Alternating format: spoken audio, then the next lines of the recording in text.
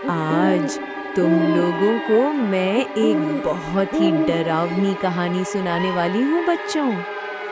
ये बात है उस रात की जब राघव ने दरवाजा खोलने की गलती कर दी थी। आधी रात एक बूढ़ी औरत उसके घर आई और बोली, बेटा रोटी दे दो।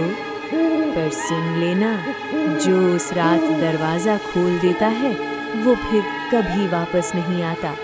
और तभी से इस गांव में सूरज ढलते ही कोई दरवाजा नहीं खुलता। शांतपुर दिन में हंसता खेलता, लेकिन रात होते ही सन्नाटा छा जाता। शहर से पढ़ाई पूरी करके एक लड़का वापस अपने गांव आया। उसका नाम था राघव।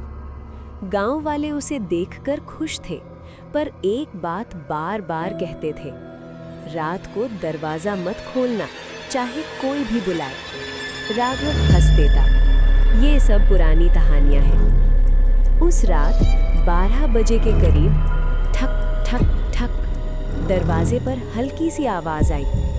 एक कमजोर सी बूढ़ी औरत बाहर खड़ी थी। सिर पर फटा आंचल, आंखें अंधेरे में चमकती हुई धीमी आवाज में बोली, बेटा 2 रोटी और थोड़ा प्याज दे दे, बहुत भूखी हूँ।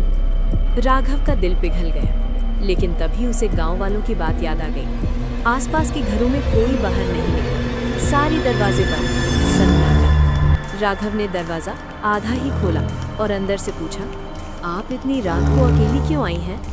बूढ़ी औरत हल्की सी मुस्कुराई और बोली, क्योंकि जो मुझे खाना नहीं देता वही आज रात मेरा खाना बनता है।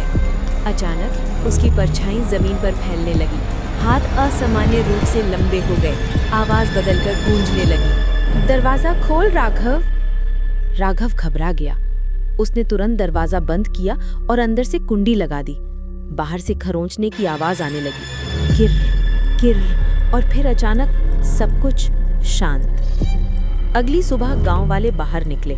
राघव सुरक्षित था, लेकिन उसके दरवाजे पर एक काली राख की लकीर बनी हुई थी। बूढ़े पुजारी ने कहा, ये वही श्रापित आत्मा थी जो सिर्फ दया का बहाना बनाकर लोगों को बुलाती है। राघव ने कांपती आवाज में कहा, अब समझ आया, कुछ दरवाजे बंद ही रहने चाहिए। और उस रात के बाद शांतपुर में कोई भी सूरज ढलने के बाद दरवाजा नहीं खोलता।